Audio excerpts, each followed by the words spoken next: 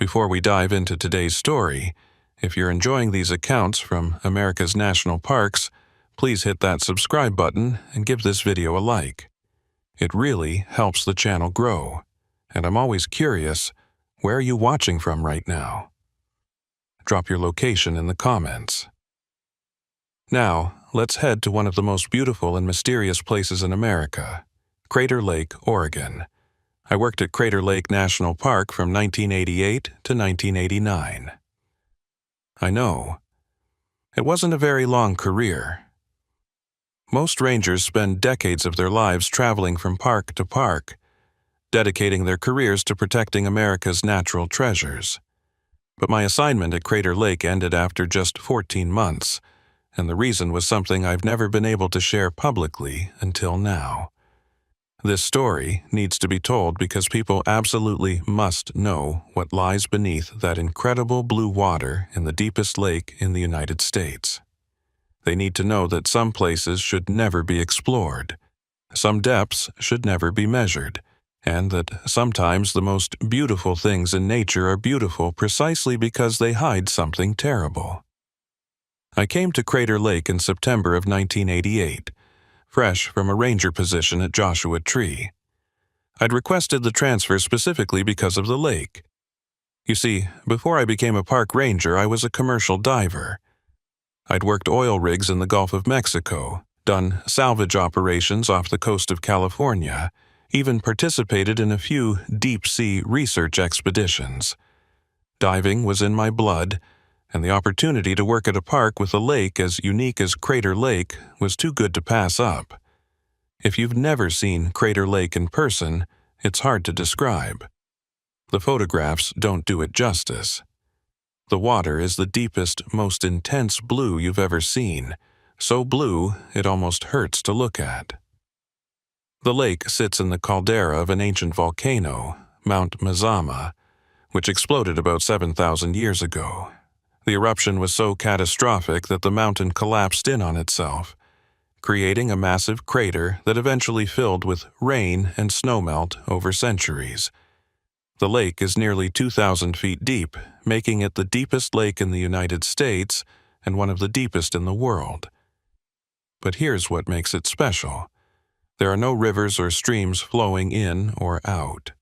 The only water source is precipitation, and the only water loss is evaporation and seepage.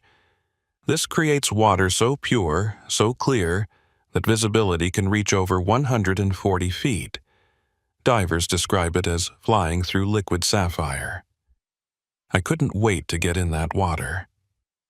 My supervisor, Chief Ranger Martin Hayes, was a cautious man in his late 50s who'd been at Crater Lake for 20 years.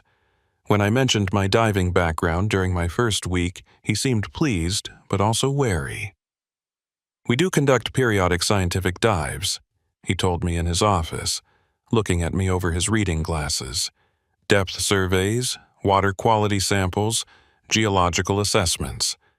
But we're careful about it, Tom. This isn't the Gulf of Mexico. This is a unique ecosystem, and we don't want to disturb it unnecessarily." "I understand completely, sir. I'm not looking to joyride, but if there's legitimate scientific work that needs diving expertise, I'm available." He nodded slowly. "Actually, there is something. We're due for a depth survey. The last one was done in 1978, over 10 years ago. The USGS wants updated measurements, particularly in the deeper sections. Think you can handle that?" "Absolutely. You'll need a partner. Park regulations require 2 divers for anything below recreational depths. I'll arrange for someone from the USGS to meet you. They have a research station near the rim." That's how I met Dr. Ellen Voss, a limnologist in her early 40s who'd been studying Crater Lake for 15 years. She was brilliant, no nonsense, and had logged more dives in the lake than anyone alive. "The lake has secrets," she told me during our first meeting at the research station. "Unique thermal layers, unexpected currents, biological anomalies we're still trying to understand. Every time we dive, we learn something new." "What's the deepest you've been?" "Personally, 1,500 feet.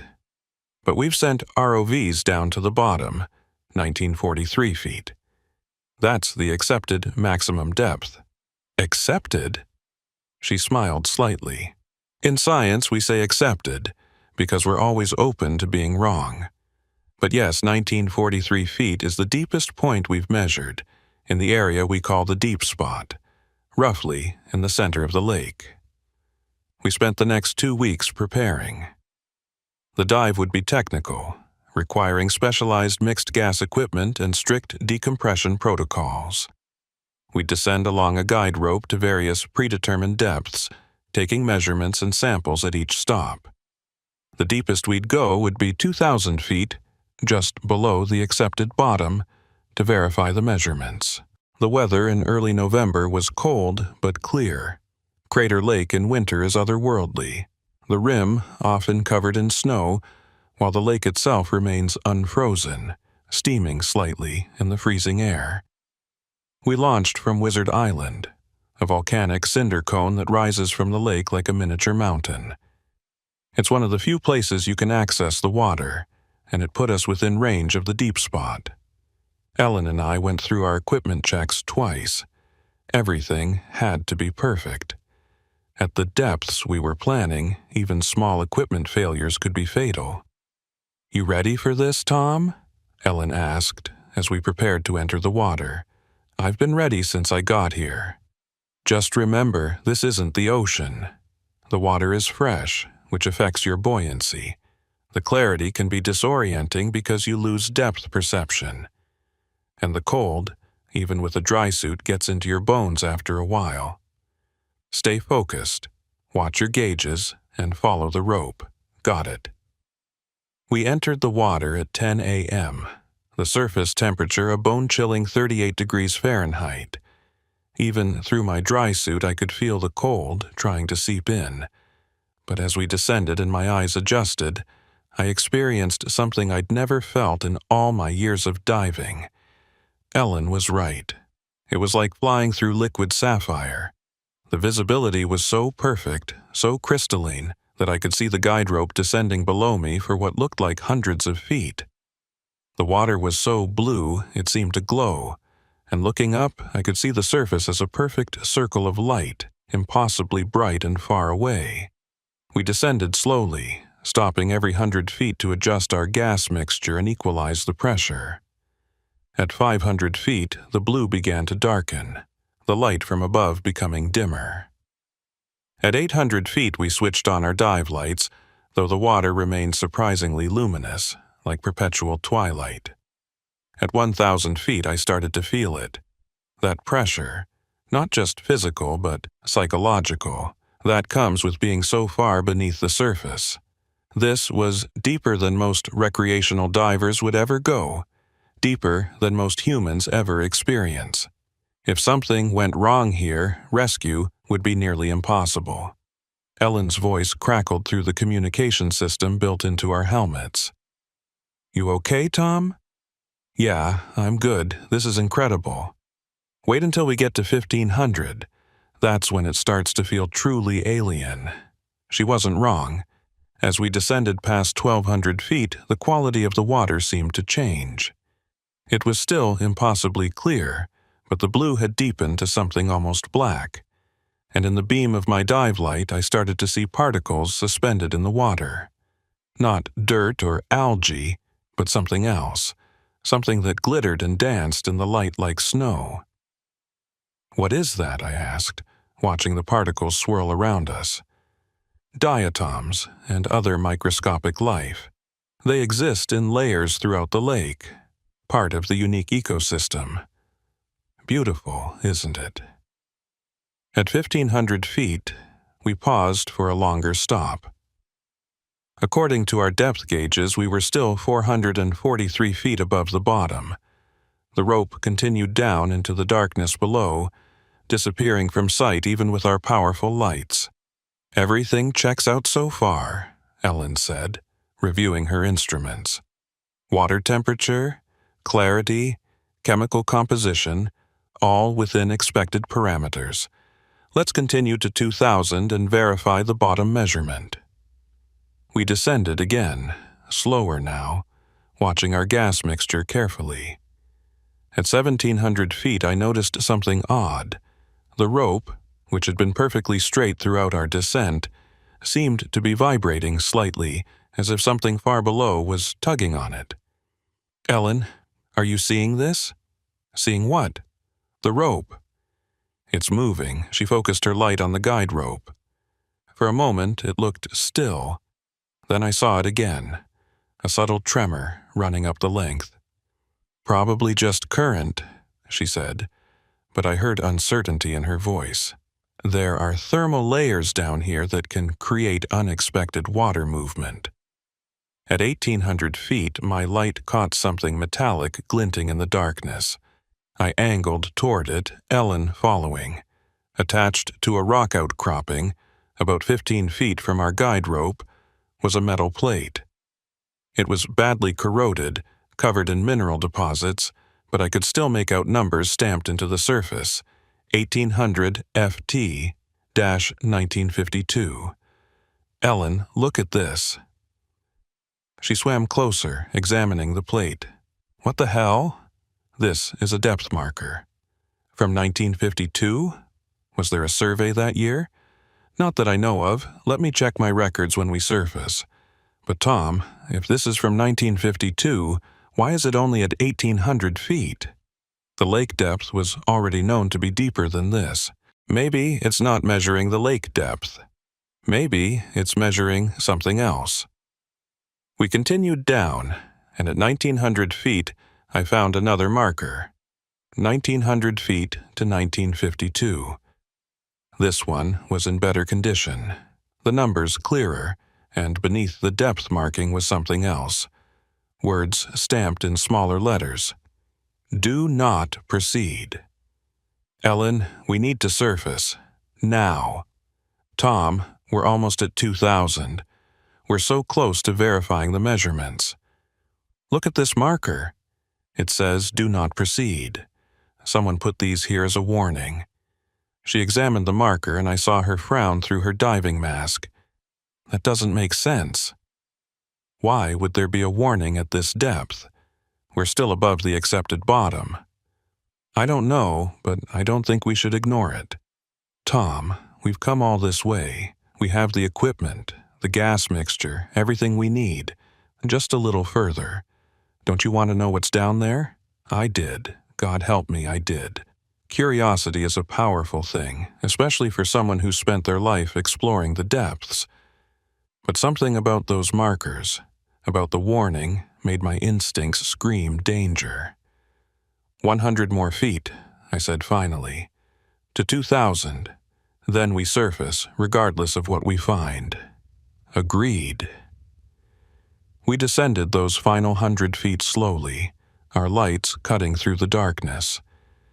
At 1,950 feet, I expected to see the bottom, the lake bed rising up to meet us. Instead, the darkness simply continued, deeper and deeper, the guide rope vanishing into an abyss that seemed to have no end. "That's impossible," Ellen whispered. "The bottom is at 1,943 feet. We should see it. We should be practically standing on it." I checked my depth gauge. 2,000 feet exactly. I looked down, shining my light as far as it would reach. Nothing. Just black water and that guide rope, descending into infinity. "Ellen, there's something wrong with our instruments. We need to ascend," and that's when I saw it. Far below, much deeper than should have been possible, I saw light. Not the beam of a dive light, but something else, a soft, pulsing bioluminescence, blue-green and alien, moving in patterns that seemed almost deliberate. "Are you seeing that?" I asked. "Yes, but that's—" "Tom, there's nothing in this lake that produces bioluminescence. It's too cold, too isolated. The ecosystem doesn't support those types of organisms." The light pulsed again, brighter this time, and I realized the patterns weren't random. They were repeating like a signal or a message or a warning. "We're leaving." Now.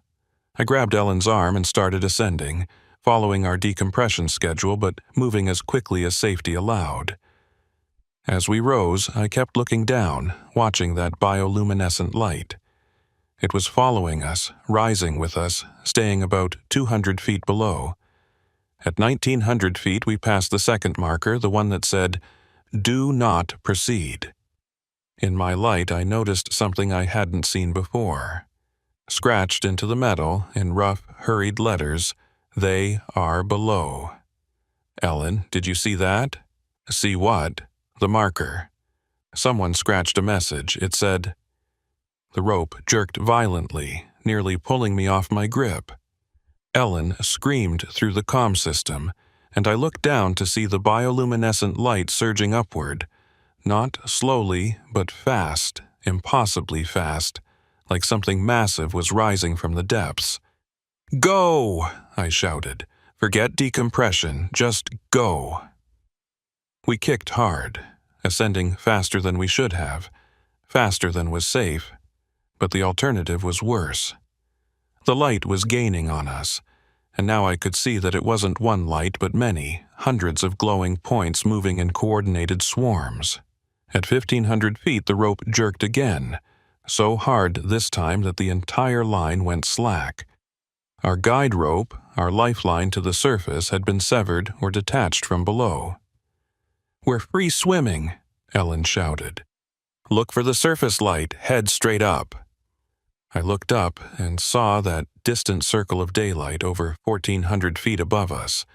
We kicked and kicked, our breathing loud and harsh in our helmets, the bioluminescent light still rising below us. At 1000 feet I risked a look back. The lights had stopped following. They hovered around 1200 feet, pulsing and swirling, and for just a moment they arranged themselves into a pattern that looked almost like words, or symbols, or a map. Then they descended, dropping back into the darkness, and were gone. We didn't stop until we broke the surface, gasping and disoriented, the sudden brightness of daylight blinding after so long in the depths. The support boat was there immediately, pulling us out of the water. "What happened?" the boat operator demanded. "You came up way too fast. Are you okay? Do you need medical?" Ellen and I looked at each other, still breathing hard, still processing what we'd seen. "The rope broke," I said finally. "We had to make an emergency ascent." It was a lie, but it was easier than the truth. How could I explain what we'd seen? Lights in a depth that shouldn't exist. In a lake that was supposed to end at 1943 feet, but clearly continued much, much deeper. Back at the research station, we went through post-dive protocols, checking for decompression sickness, reviewing our gas mixture, examining our equipment. Everything was normal, except for one thing. Our depth gauges, the electronic instruments that should have provided precise measurements, had both malfunctioned at exactly 2000 feet. According to the recorded data, we'd never gone deeper than that, but I knew what I'd seen. The rope had continued down, far past where the bottom should have been. "What do we tell Martin?" Ellen asked as we sat in the station, drinking coffee to warm up. "The truth. The guide rope failed. The instruments malfunctioned. We completed the survey to 2000 feet and verified that the accepted depth measurements are accurate. But that's not what we saw." "I know, but without data, without proof, what can we tell him? That the lake is deeper than we thought? That there are bioluminescent organisms that shouldn't exist? That someone in 1952 put warning markers down there?" Ellen was quiet for a long moment. "We need to find out about those 1952 markers. Who put them there and why? There must be records, reports, something." "Agreed. But Ellen, I think we need to be very careful about this. Those markers were a warning. Someone went down there before us and felt the need to tell others not to follow. We should probably listen to that warning. Or we should understand what they were warning us about." That night, I couldn't sleep. I kept seeing those bioluminescent lights, kept feeling the jerk of the rope as something severed it from below, kept thinking about that message scratched on the marker. They are below. Who were they? What were they? And how deep did that lake really go? I got up around 3 a.m. and went to the park library, a small collection of records and research papers housed in one of the administrative buildings. I started searching for anything from 1952, any mention of diving expeditions or depth surveys. It took me 2 hours, but I finally found it. A single file, thin and marked with a red stamp that said, "Archived, do not remove." Inside were 3 pages, a brief report from December 1952 detailing an exploratory diving expedition conducted by a team from the U.S. Navy. The team had consisted of 4 divers, all experienced, all trained in deep-water operations. They descended to verify the lake's depth and to investigate anomalous sonar readings that suggested the lakebed might have underwater caves or geological formations. The report was clinical, detailing equipment used, descent rates, and initial observations. But the final paragraph made my blood run cold. At depth of 2,000 feet, team reported unexpected findings. Communication became erratic. Last confirmed message at 2,100 feet indicated team was continuing descent to investigate lower chamber. Contact lost at 2,150 feet. Recovery operations initiated, but unsuccessful due to equipment limitations. Team members presumed lost. Area marked and flagged for future investigation. Recommend no further deep diving operations until better equipment and understanding available. 4 men had descended into Crater Lake in 1952 and never came back. They'd gone past 2,000 feet into that lower depth where Ellen and I had seen the bioluminescent lights, and they'd simply vanished. The file included one more thing, a photocopy of a handwritten note, presumably from one of the divers before the final descent. The handwriting was shaky, hurried. Something wrong with the lake. Bottom, not where charts say. Water below 2,000 feet different, warmer, different chemistry. Seeing lights that shouldn't be there. Commander says continue descent. God help us. I closed the file and sat there in the dark library, my hands trembling. Ellen and I had almost followed those men into whatever was below. If that rope hadn't broken, if we'd continued descending, would we have disappeared too? I should have walked away then. Should have closed the file, forgotten what I'd read, and requested a transfer back to Joshua Tree or anywhere else. But I couldn't, because now I knew the truth. Crater Lake was deeper than anyone admitted. Something lived in those depths, and in 1952, 4 men had died trying to explore it. The question was, what was I going to do about it? The answer came 3 days later when Chief Ranger Hayes called me into his office. "Tom, I've been reviewing Ellen's preliminary report from your dive. She's requesting authorization for a follow-up expedition with more advanced equipment and additional support divers. She wants to investigate the rope failure and verify some of the instrument readings. And what do you think, sir?" Hayes looked at me seriously. "I think Ellen is one of the best scientists I've ever worked with, but I also think she's too curious for her own good sometimes. What do you think? You were down there with her. I thought about those warning markers. I thought about the 1952 team. I thought about the lights rising from the depths. I think," I said carefully, "that we should be very, very careful about going back down there. But you think we should go? I think we need answers. And I think those answers are down there, past 2,000 feet, in whatever that lower depth is." Hayes nodded slowly. "I was afraid you'd say that. Because, despite every instinct telling me this is a bad idea, I agree. We need to know what's really down there. I've authorized Ellen's request.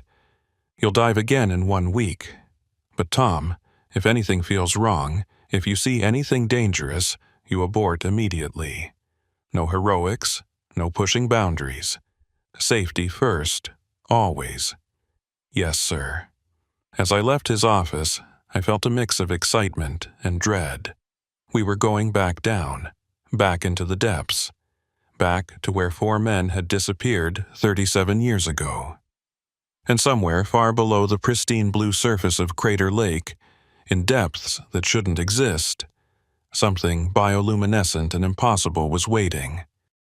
The week leading up to our second dive was consumed by preparation and research. Ellen and I spent hours reviewing the 1952 file, analyzing every detail of that doomed expedition. The Navy team had used equipment that was cutting edge for the time, but primitive by modern standards. Their gas mixtures were rudimentary, their depth gauges mechanical and unreliable. If they had found something down there, they wouldn't have had the technology to properly document it. We would be different. Ellen arranged for advanced mixed gas equipment, high-resolution cameras, and most importantly, a new type of ROV, a remotely operated vehicle that could descend to depths far beyond what humans could safely reach. If we couldn't go deeper ourselves, we could at least send the ROV to explore. I've been thinking about those bioluminescent lights, Ellen said, as we tested the equipment. The water temperature and chemistry down there should make bioluminescence impossible. But what if the environment below 2,000 feet is completely different? What if there's a thermocline we didn't detect, or a layer of warmer water? The 1952 diver's note mentioned that. He said the water below 2,000 feet was warmer. Different chemistry. Exactly. Which means there might be a separate body of water down there, heated by geothermal activity from the volcanic system. It could have its own ecosystem, completely isolated from the upper lake. I thought about the rope continuing down into darkness, about the lights rising to meet us. Ellen, what if this hidden lake is deeper than we can imagine? What if Crater Lake isn't just deep, but impossibly deep? She looked at me seriously. Then we're about to discover something that changes everything we know about this place. 3 days before the dive, I received an unexpected visitor at my ranger station. He was an old man, probably in his 70s, with white hair and weathered skin. He introduced himself as Jerry Holcomb, a retired ranger who'd worked at Crater Lake from 1950 to 1975. "I heard you've been asking about the 1952 team," he said, settling into a chair with the careful movements of someone whose body had begun to betray him. "I was here when it happened. I was just a junior ranger, barely 20 years old, but I remember everything about that day." "You were here?" I leaned forward. "What can you tell me about it?" Jerry's eyes grew distant. They were Navy divers, like the file says. But what the file doesn't mention is why they were really here. It wasn't just a routine depth survey. They were looking for something specific. "What do you mean?" In 1951, a year before the dive, there was an incident. A fishing boat, unauthorized, managed to get onto the lake in the middle of the night. Park hadn't quite instituted all the security measures we have now. The boat was found the next morning, empty, floating near the center of the lake. The 2 men aboard were gone, vanished without a trace. Did they drown? That's what the official report said. But one of my supervisors, a man named Thomas Brennan, he told me something different. He said that before the boat was found, other rangers had reported seeing lights in the water. Blue-green lights moving beneath the surface, patterns that looked almost intentional. Brennan was convinced something in the lake had taken those men. My skin prickled. The bioluminescent lights. You've seen them. It wasn't a question. Yes, at 2,000 feet, maybe deeper. Jerry nodded slowly. The Navy came because Brennan convinced someone important that the lake was hiding something dangerous. They descended with orders to find out what was down there and neutralize it if necessary.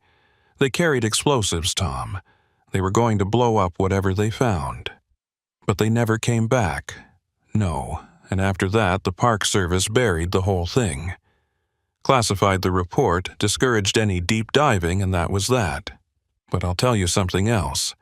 In the years after 1952, I dove in that lake dozens of times. Routine maintenance and survey work, never deeper than 500 feet. And sometimes, late at night when the water was perfectly still, I'd see flashes of light from the depths. Brief, quick, like lightning underwater. Whatever's down there, it's still there, and it's been there for a very long time. Why are you telling me this? Jerry stood up, his movements stiff. Because you're going back down. I can see it in your eyes. Same look those Navy divers had. And I want you to know what you're walking into. Those men didn't just die, Tom. They were taken. And if you go deep enough, you might be taken too. After he left, I sat at my desk for a long time, staring at the map of Crater Lake on my wall. The lake looked so simple on paper, a blue circle in a mountain crater, but I knew now that the truth was far more complex. Beneath that blue surface lay depths unmeasured, ecosystems unknown, and something that had been pulling people down for at least 40 years. The day of the dive arrived cold and overcast, snow flurries dancing in the November wind. Ellen and I met at Wizard Island, along with a support team of 6 people, including 2 additional safety divers who would remain at shallower depths in case of emergency. We'd planned this dive meticulously. We would descend to 2,000 feet as before, but this time we'd deploy the ROV and send it deeper while we monitored from a safer position. The ROV was equipped with high-definition cameras, sonar, and sampling equipment. Whatever was down there, we'd document it properly. "Weather's getting worse," one of the support teams said, eyeing the darkening sky. "Storm's supposed to move in this afternoon." "We'll be done by then," Ellen said, checking her equipment one final time. "Tom, you ready?" I looked at the water, that impossible blue even under gray skies, and nodded. Let's find out what's really down there. The descent was smoother this time. We'd learned from the first dive, adjusted our procedures, improved our equipment. At 1,000 feet, everything was going perfectly. At 1,500 feet, we passed through the thermocline and entered the deeper, colder water. At 1,800 feet, we found the marker again. 1,800 feet, 1952. In the better light from our improved equipment, I could see more details. The marker wasn't just corroded, it was damaged, as if something had clawed at it, leaving deep scratches in the metal. "Ellen, look at these marks." She examined them through her camera. "Those aren't from corrosion. Something made those scratches. Something with considerable force." At 1,900 feet, we reached the second marker with its ominous message, "Do not proceed," and beneath it, scratched into the metal, "They are below." "We're deploying the ROV here," Ellen said. "This is as deep as I want to go personally. Let the machine do the dangerous work." We anchored ourselves to a rock outcropping and prepared the ROV, a sleek device about the size of a small car. Ellen controlled it via a fiber optic cable that would allow us to see everything it saw in real time.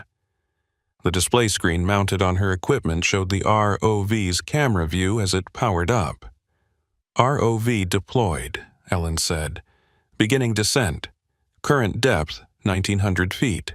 Descending at 50 feet per minute." I watched the screen as the ROV dropped below us, its lights cutting through the darkness. At 1,950 feet, the water began to change.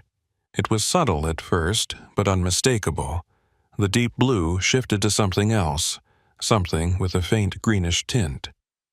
Temperature increasing, Ellen reported. Water chemistry changing. Higher mineral content, different pH.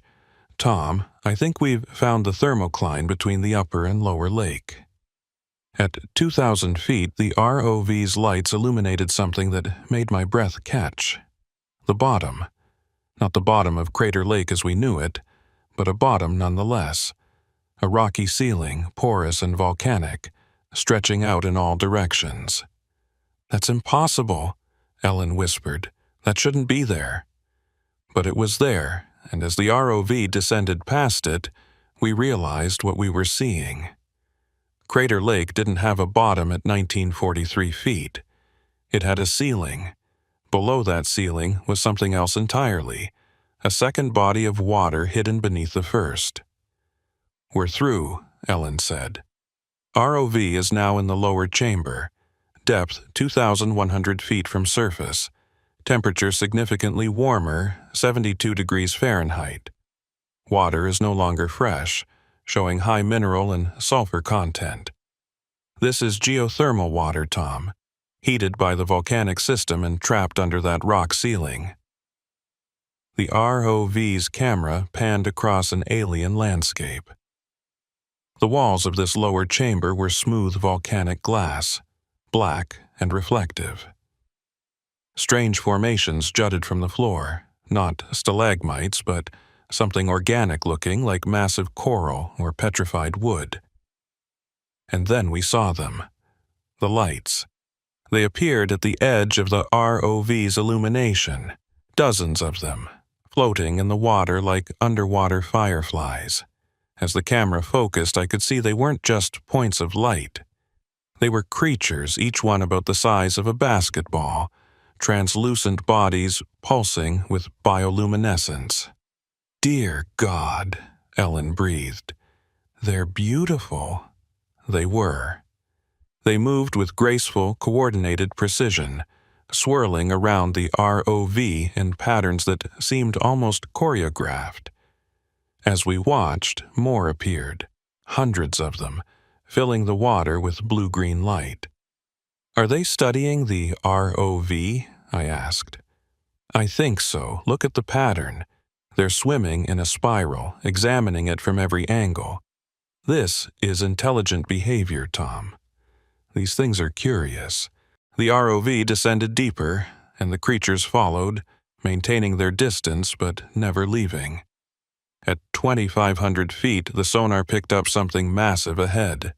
"What is that?" Ellen adjusted the ROV's heading toward the sonar contact. The camera revealed a structure. Not a natural formation, but something clearly artificial. Metallic, rusted, covered in mineral deposits but unmistakably man-made. As the ROV got closer, details emerged. It was equipment, diving equipment, but old from another era. "That's from the 1952 expedition," I said. "That's their gear." Ellen maneuvered the ROV around the debris field. More equipment appeared. Tanks, regulators, a diving helmet with the faceplate shattered.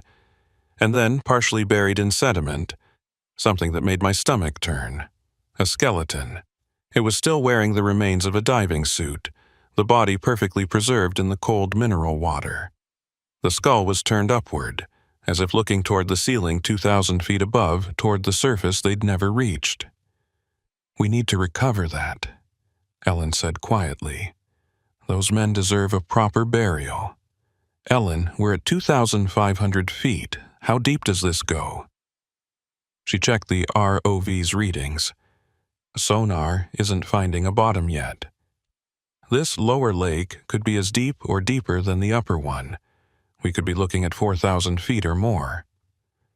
The bioluminescent creatures had moved away from the ROV, gathering in the distance.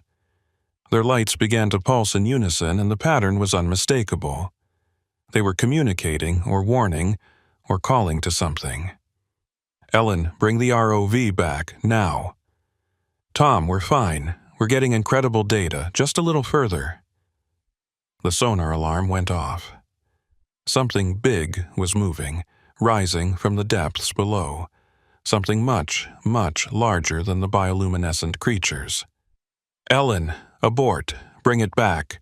She reversed the ROV, but whatever was rising was moving fast.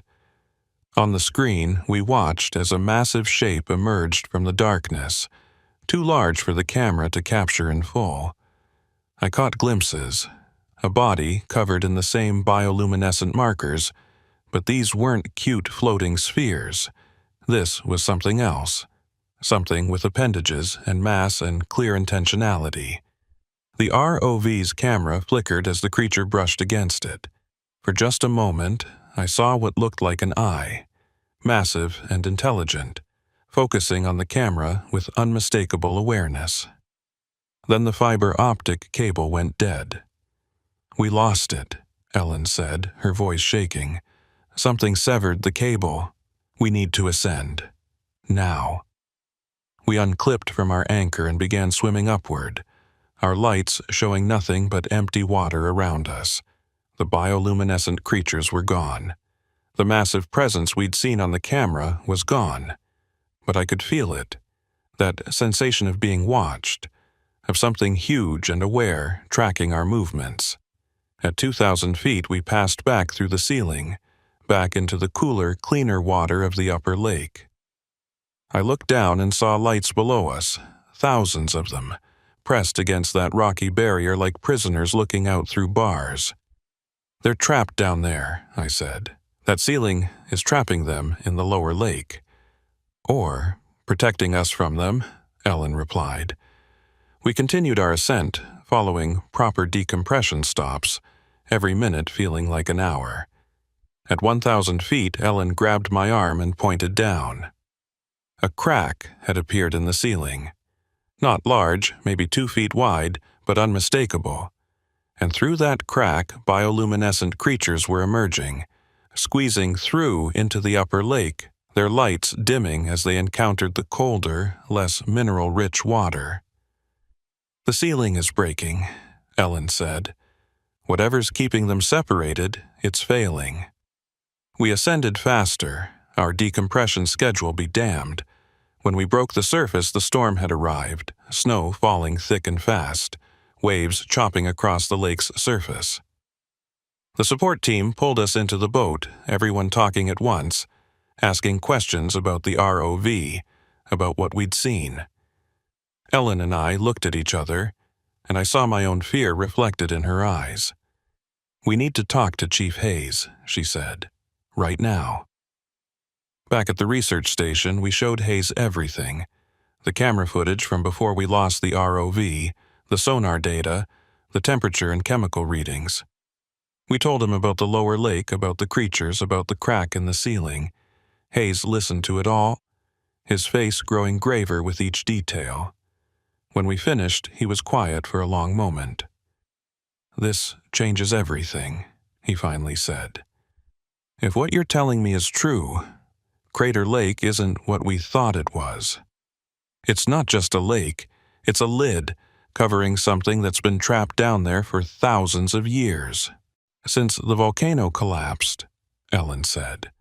"When Mount Mazama erupted, it must have created this lower chamber, filled it with geothermal water from the volcanic system, and then sealed it off, when the crater filled with fresh water from above.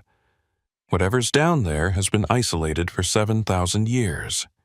And now the seal is breaking," I added. "Those creatures are getting through. If that crack widens, if more of them escape into the upper lake, we don't know what they'll do," Hayes finished. "We don't know if they're dangerous or harmless.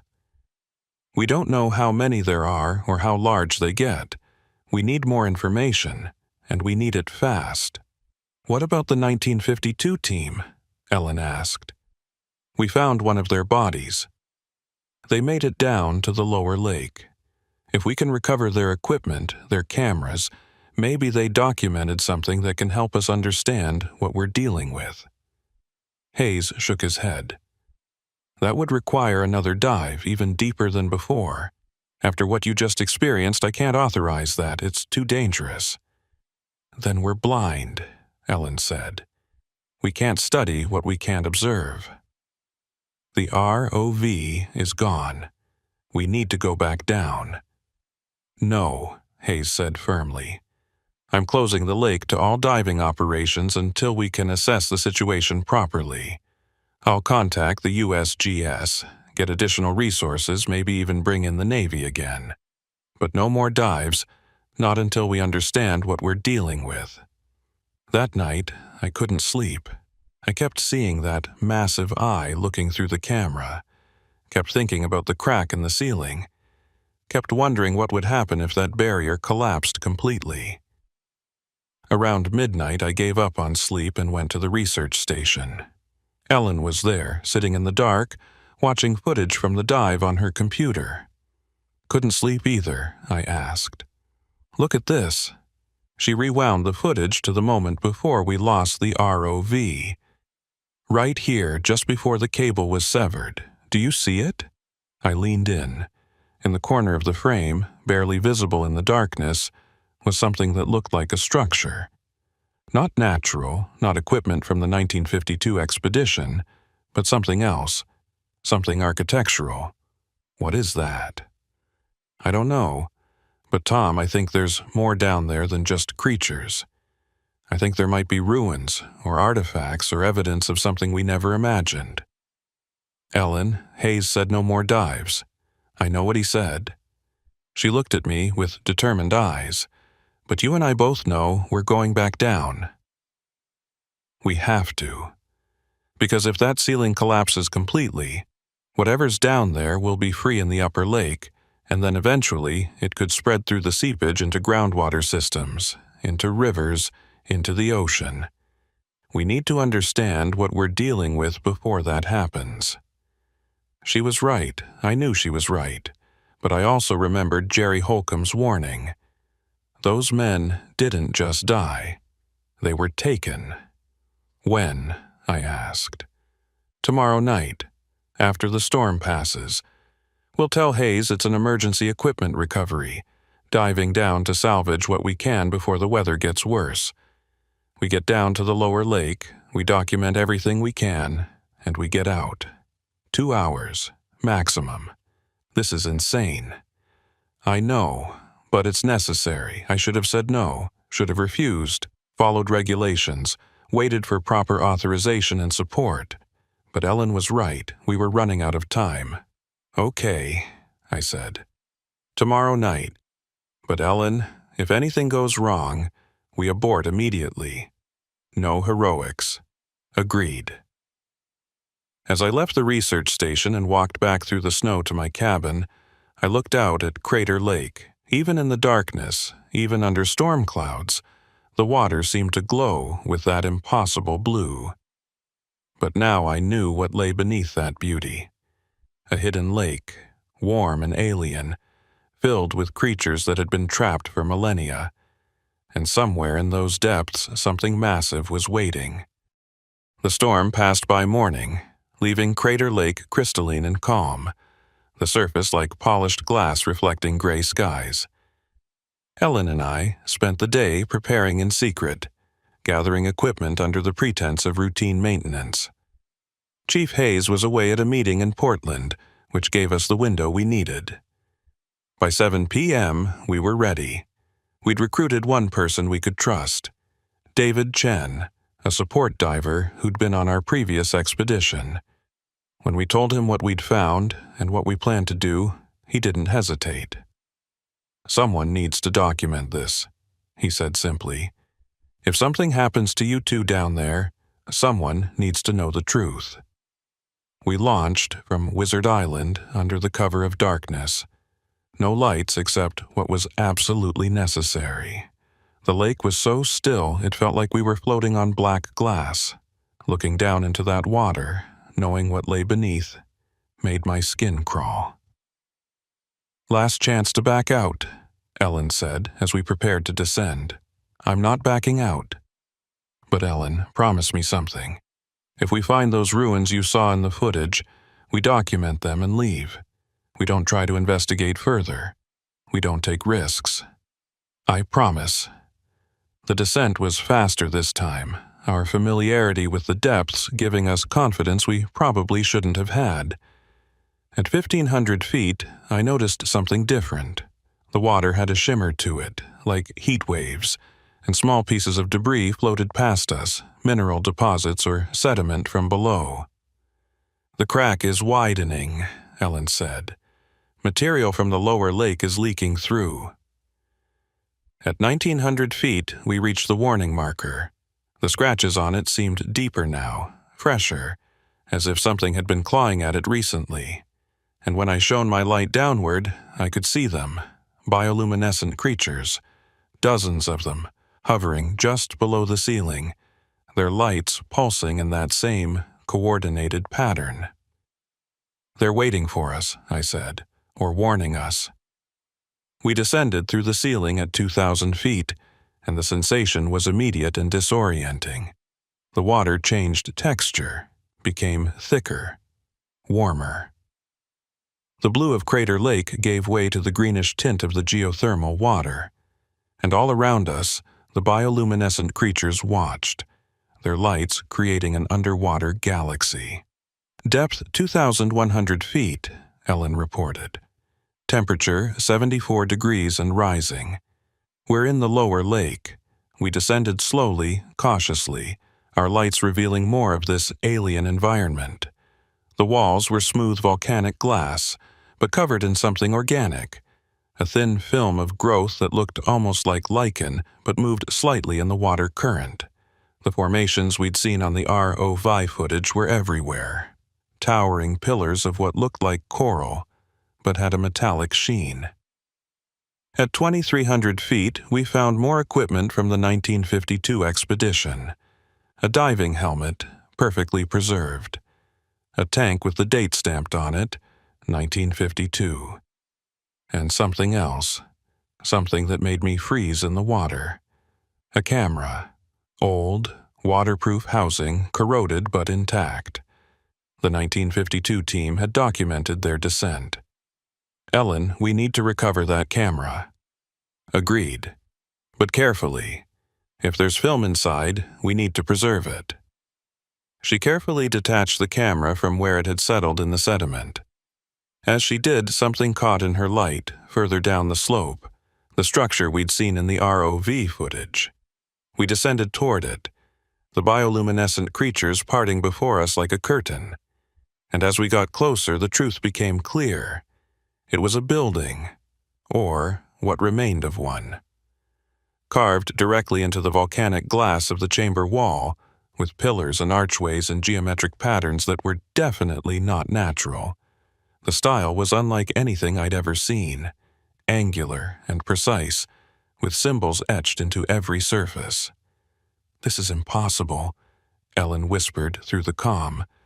"This is thousands of feet underwater, in a chamber that's been sealed for 7,000 years. How could anyone build this? Maybe it wasn't built recently. Maybe it's older than the lake itself." We swam closer, and I could see that the structure extended far into the rock, a vast complex of rooms and corridors carved into the chamber wall. The entrance was a large archway, perfectly preserved, with more of those strange symbols carved around it. "We should document this and leave," I said, even as curiosity pulled me forward. "Just the entrance," Ellen said. "We'll photograph the exterior and go."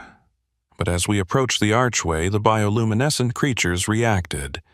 They surged forward, surrounding us, their lights pulsing frantically. The coordinated pattern was gone, replaced by what could only be described as panic. "They're trying to warn us," I said. "They don't want us to go in there. Or they don't want something in there to come out." From inside the structure, from deep within the carved corridors, a light appeared. Not bioluminescence, but something else. Something brighter, whiter, more intense. And it was moving toward us. "Swim," Ellen said. "Now." We kicked backward, away from the archway, but the light was fast. It emerged from the structure, and I caught a glimpse of what carried it. Not a creature like the bioluminescent spheres, but something humanoid, something that moved with purpose and intelligence. It stopped at the entrance, as if there was an invisible barrier it couldn't cross. The light it carried, some kind of bioluminescent organ or tool, illuminated a face that was almost human, but wrong. The proportions were off, the eyes too large, the skin translucent and pale. Ellen grabbed my arm, pulling me away. "Tom, we need to get out of here, right now." We ascended quickly, too quickly, passing back through the ceiling into the cooler water of Crater Lake. Behind us, the bioluminescent creatures had formed a wall, blocking the gap we'd come through, as if protecting the upper lake from whatever was below. At 1,500 feet, Ellen stopped abruptly. "Tom, look at your depth gauge." I checked it. It showed 2,000 feet, but that couldn't be right. We'd just passed through 1,500 feet seconds ago. "The gauges are malfunctioning," I said. "Or time is wrong down here. Tom, I think we've been underwater much longer than we think." I checked my dive watch. According to it, we'd been down for 8 hours. But that was impossible. We'd descended less than 2 hours ago. "We need to surface," Ellen said. "We need to decompress properly, or we'll get the bends."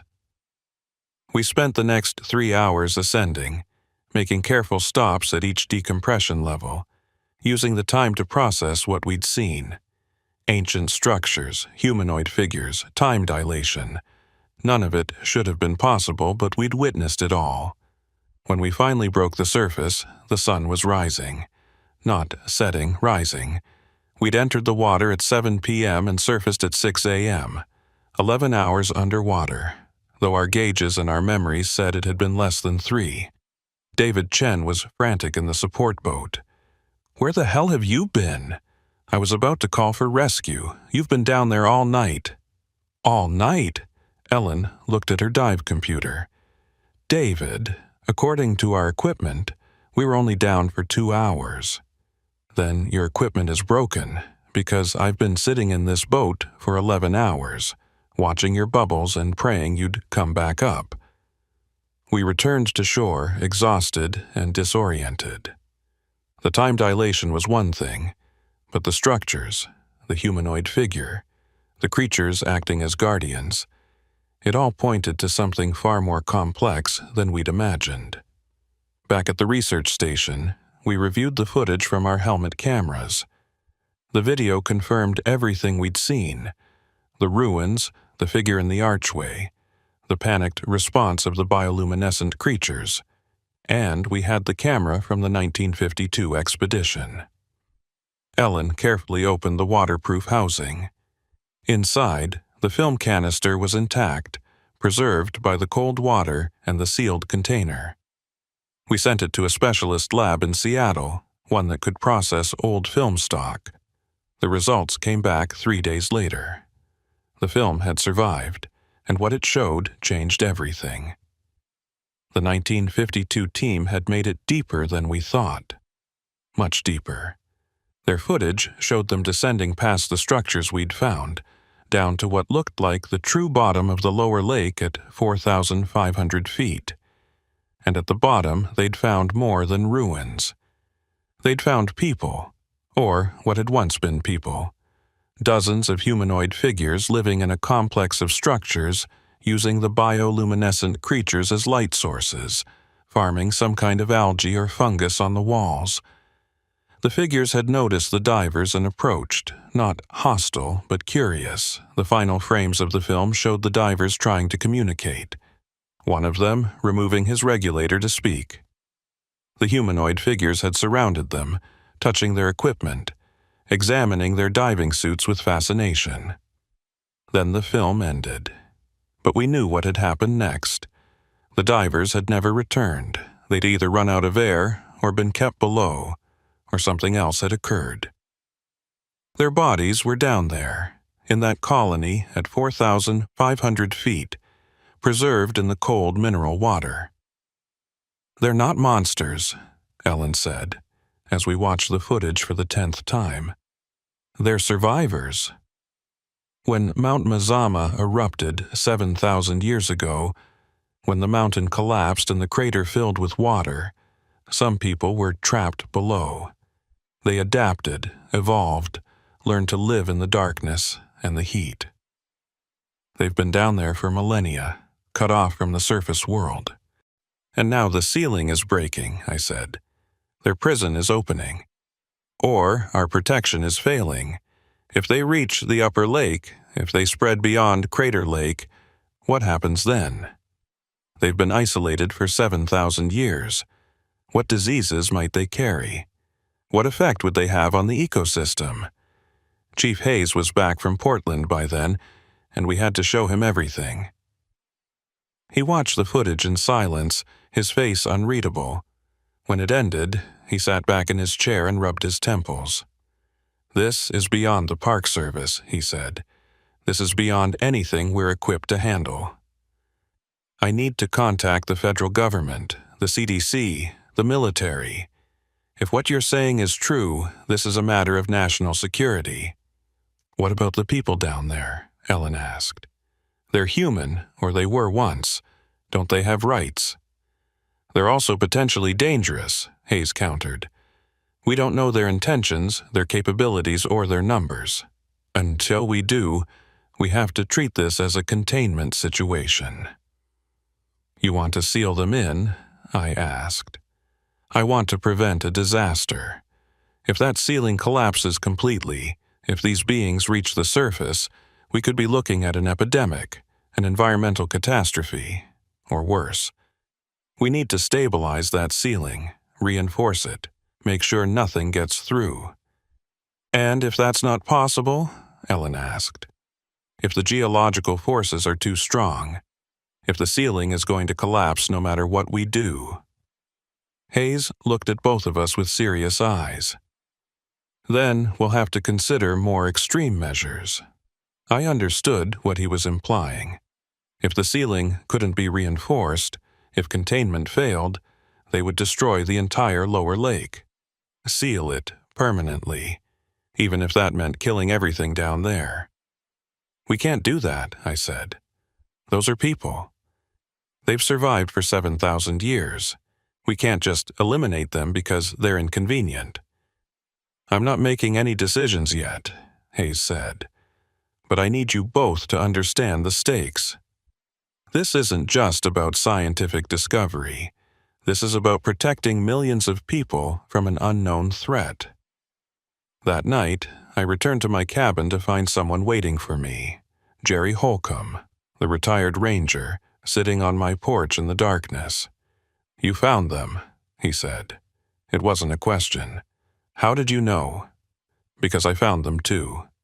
In 1972, I went down there past the warning markers past the ceiling. I saw the structures, the people, everything, and I made the same mistake you're making now." "What mistake?" "Thinking you can control this, thinking you can make the right choice. The truth is, Tom, there is no right choice. Those people below, they've been prisoners for 7,000 years. They deserve freedom. But the world above isn't ready for them, and they aren't ready for the world. If they reach the surface, both sides will suffer." "So what did you do?" "I did nothing. I left them alone, reported that I found nothing of interest, and spent the next 20 years hoping the ceiling would hold. But it's not going to hold forever, and now that you've disturbed things, it's breaking faster." "What do you mean, we disturbed things?" "Every time you dive down there, every time you send equipment, every time you interact with them, you weaken the barrier, not just physically, but spiritually. That ceiling isn't just rock, Tom. It's been reinforced by time, by isolation, by the simple fact that both sides forgot the other existed. You're making them remember." Jerry stood up, moving with that careful old man shuffle. "You have a choice to make. Close that gap while you still can, or watch as two worlds collide.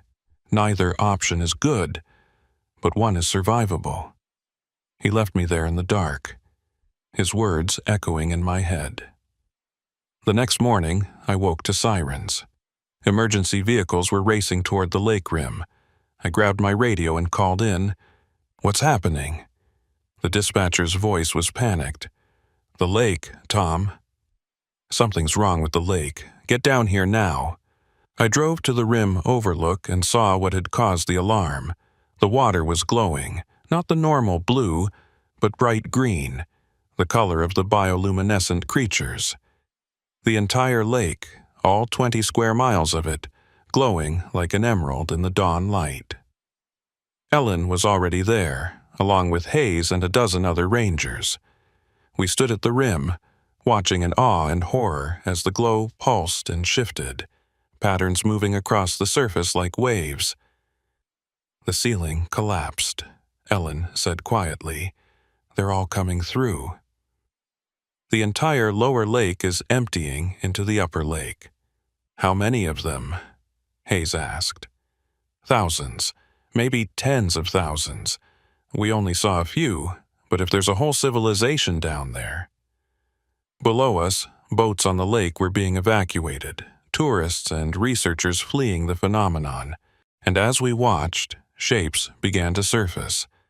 The bioluminescent creatures, hundreds of them, rising from the depths and floating on the surface like flowers, and among them, other shapes. Humanoid figures swimming in the shallow water, touching the sunlight for the first time in 7,000 years. "Hayes, what do we do?" I asked. He looked at me with an expression of complete helplessness. "I have no idea."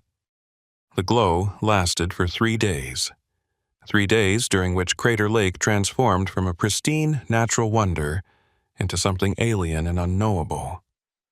The bioluminescent creatures filled the upper lake, turning the water into a luminous green sea. And the humanoid figures, the descendants of those trapped 7,000 years ago, surfaced by the dozens. The federal government responded with remarkable speed. By the second day, the entire park was quarantined. Military personnel established a perimeter around the lake, and scientists from the CDC, USGS, and various other agencies descended on the research station. Ellen and I spent hours being debriefed, showing our footage, explaining everything we'd found. But I noticed something in those meetings. The officials weren't surprised. They were concerned, yes, and they scrambled to contain the situation, but they weren't shocked. It was as if they'd been expecting this, or something like it. On the third night, I confronted Jerry Holcomb, who'd been brought in as a consultant due to his historical knowledge. "You knew this would happen," I said. "When you warned me, you knew the ceiling was going to collapse." Jerry looked at me with tired eyes. "I knew it was a possibility every time someone went down there. Every time someone disturbed the equilibrium, the risk increased. But Tom, you need to understand something. This was always going to happen eventually. The ceiling was never permanent. It was just buying time." "Time for what?" "For them to forget about us, and for us to forget about them." But memory is persistent. Those people down there, they kept stories of the surface, and we kept legends of things beneath Crater Lake. The forgetting never quite took hold. The next morning, Hayes called Ellen and me into a meeting with the federal officials. The lead representative, a woman named Dr. Sarah Martinez from some agency whose acronym I didn't recognize, got straight to the point. "We need to establish communication with the surface dwellers," she said. "We need to know their intentions, their capabilities, and their numbers. You two have been closer to them than anyone else. We want you to make contact." "Contact how?" Ellen asked. "A dive. You'll go down with translation equipment, cameras, and a team of specialists. We'll document everything and hopefully establish some form of dialogue." "And if they're hostile," I asked, "then we'll know what we're dealing with and respond accordingly." Ellen and I exchanged glances. This was what we'd wanted, wasn't it? A chance to understand, to learn, to bridge the gap between two worlds. But after everything we'd seen, I wasn't sure either world was ready for that bridge. The dive was scheduled for the next day.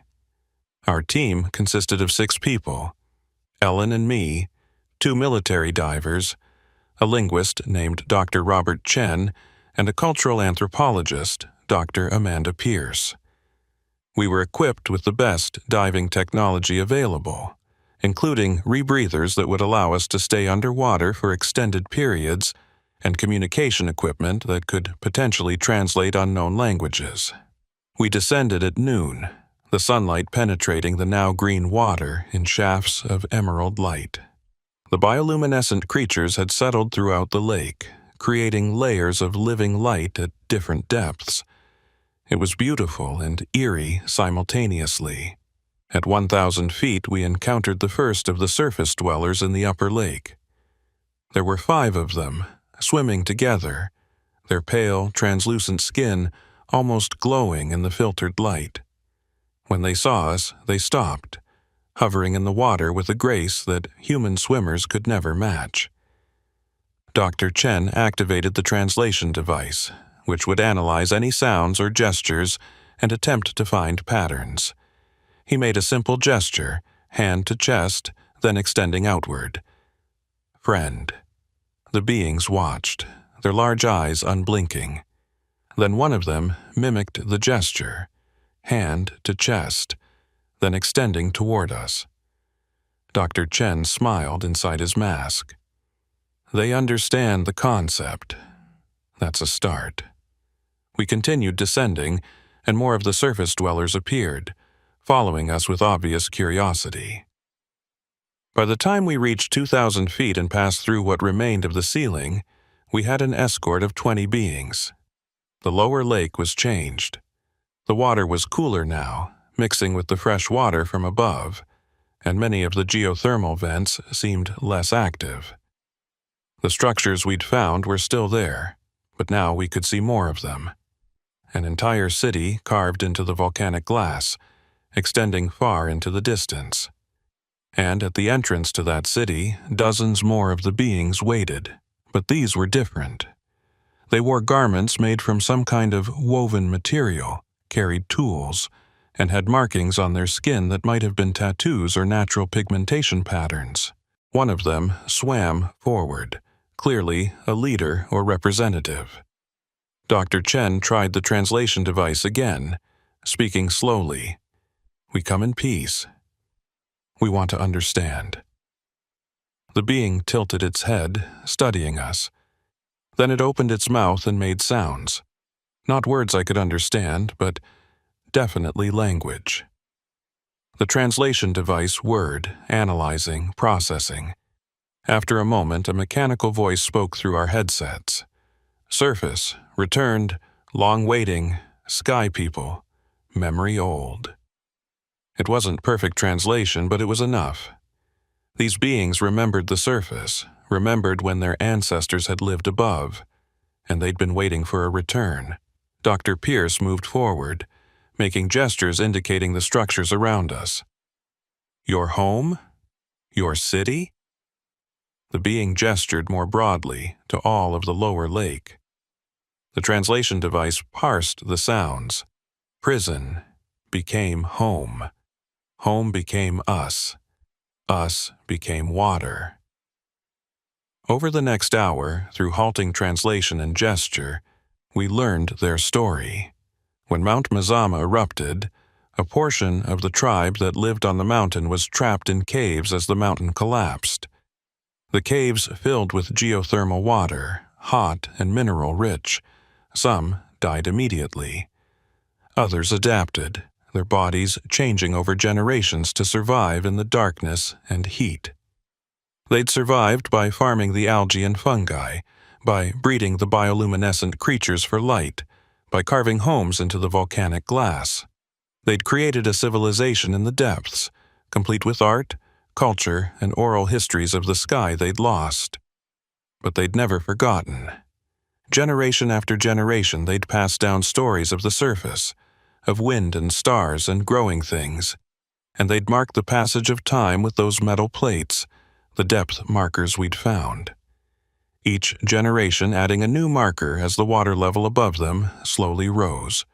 "They want to return to the surface," Dr. Chen said as we reviewed the translation. "But they're afraid. They know they're different now. They don't know if they can survive up there or if they'll be accepted." "They're right to be afraid," one of the military divers said. "If they surface, there'll be panic. People will see them as monsters."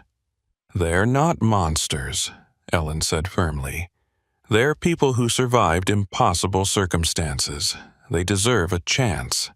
As we debated, I noticed the leader being watching me.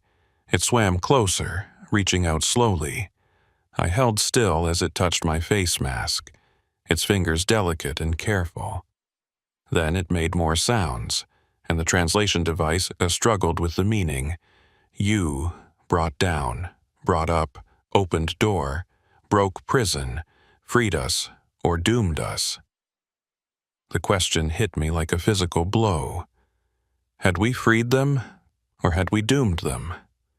By investigating, by disturbing the equilibrium, had we done good or harm? I didn't have an answer. We spent another hour in the lower lake, documenting, learning, trying to understand. But eventually, our air supplies forced us to ascend. As we left, the beings didn't try to stop us. They simply watched, and I had the sense that they were waiting to see what we would do with the knowledge we'd gained. The debrief back at the research station lasted well into the night.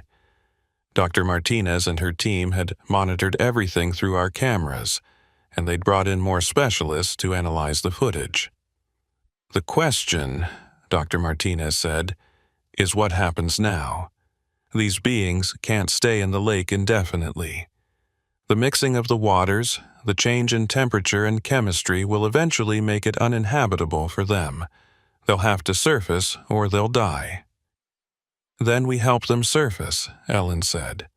"We prepare the public. We create a controlled introduction. We can't." Dr. Martinez interrupted. "I've been in contact with Washington. The decision has been made. These beings represent too much of an unknown. Their biology, their potential diseases, their effect on the ecosystem, we can't risk it." "What are you saying?" I demanded.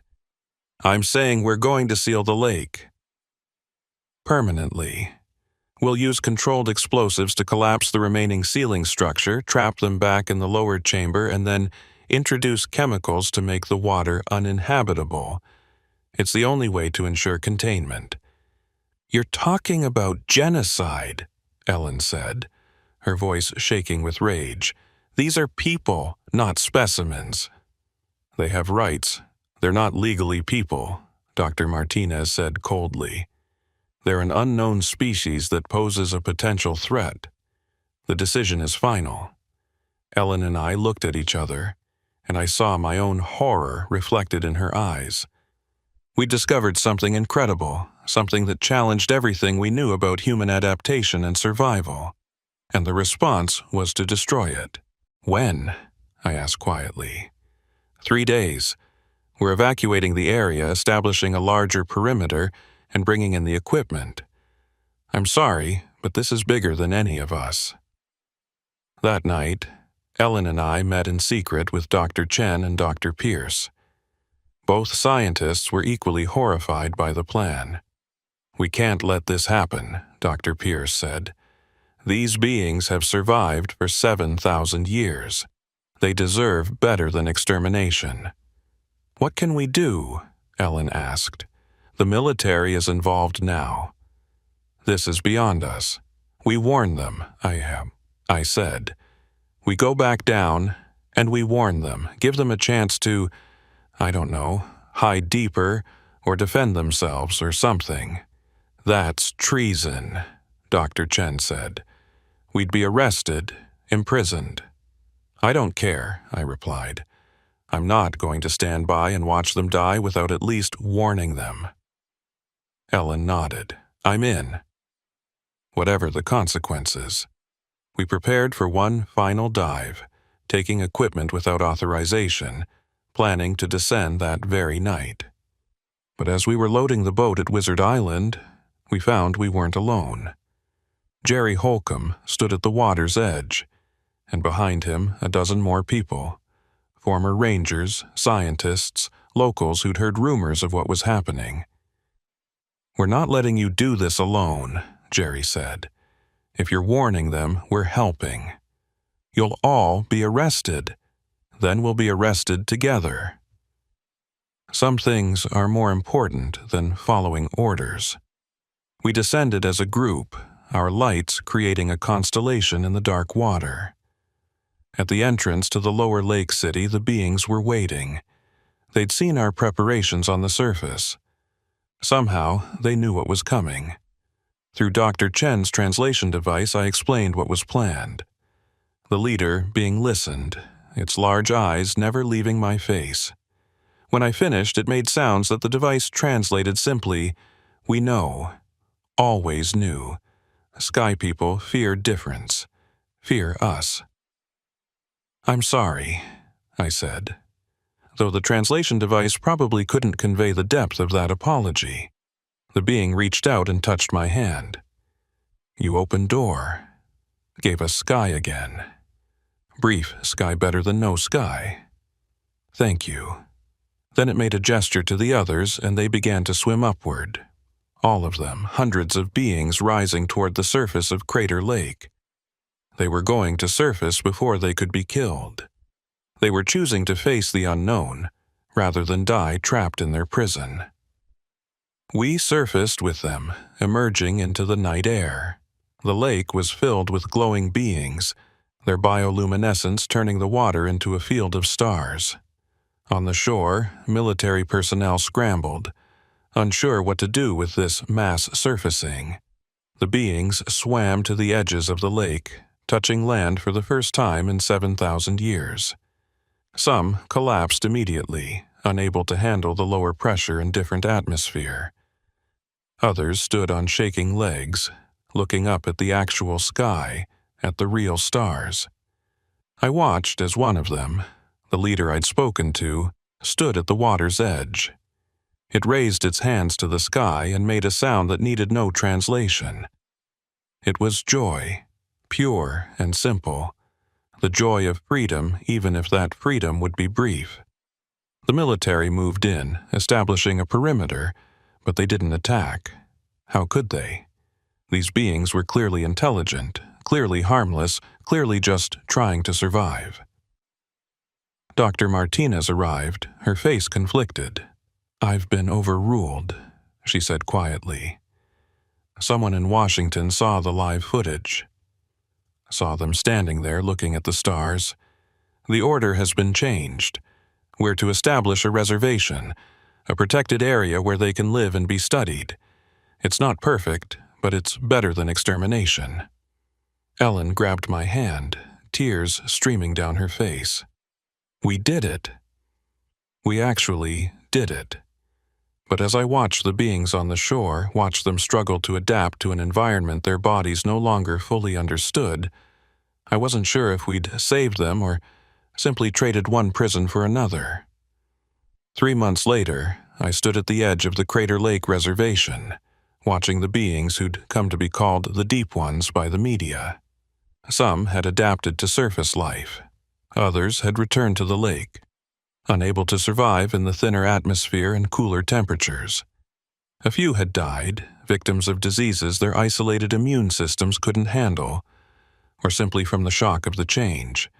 But most survived, and slowly, carefully, they were learning to live in a world that had moved on without them for 7,000 years. Ellen came to stand beside me. She'd left the Park Service, taking a position with the new research facility dedicated to studying and protecting the Deep Ones. "Do you think we did the right thing?" she asked. I thought about that leader being, the one who'd touched the sky and felt joy, even knowing it might kill them. "I think we gave them a choice. That's all we could do." "The lake is different now," Ellen said. "The lower chamber is empty. The geothermal vents are sealing over. In a few years, it'll just be a normal lake again." "Normal," I repeated. "I don't think Crater Lake will ever be normal again. Too many people know what was down there. Too many secrets were revealed." "Good," Ellen said firmly. "Secrets are what kept them trapped for 7,000 years. Maybe it's time for fewer secrets." I thought about the depth markers, those metal plates warning divers not to proceed. Someone in 1952 had put them there, trying to protect future generations from what lay below. But protection and imprisonment are sometimes the same thing. As I watched the deep ones learning to walk on land, learning to speak with devices that translated their ancient tongue, learning to exist in a world that saw them as curiosities rather than people, I wondered if we'd truly freed them or simply brought them to a different kind of prison. But then one of them, a young one born in the depths who'd never seen the sun until 3 months ago, ran past me chasing a butterfly. Its face showed wonder and delight, emotions that transcended species and time. Maybe that was answer enough. I left Crater Lake shortly after, unable to stay in a place that held so many memories and so many what-ifs. The Park Service offered me positions elsewhere, but I declined. I was done with secrets, done with depths that went deeper than they should. But sometimes, late at night, I dream of that descent. I dream of passing through 2,000 feet and entering that warm, mineral-rich water. I dream of the bioluminescent creatures and the impossible city carved into volcanic glass. And I dream of that question the leader being asked me, freed us or doomed us. I still don't know the answer, maybe I never will. But I know this: we opened a door that had been sealed for 7,000 years, and what came through changed everything. Not just for the deep ones, but for us. We learned that adaptation can happen in the strangest places, that humanity can survive in the most impossible conditions, and that sometimes the deepest mysteries aren't beneath our feet but hidden in plain sight, waiting for someone curious enough or foolish enough to look. Crater Lake is still there, still blue, still beautiful.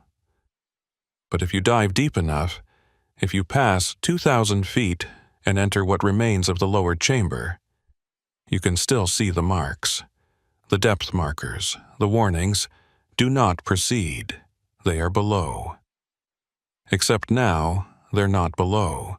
They're here, among us, trying to build lives in a world that's both familiar and completely alien to them.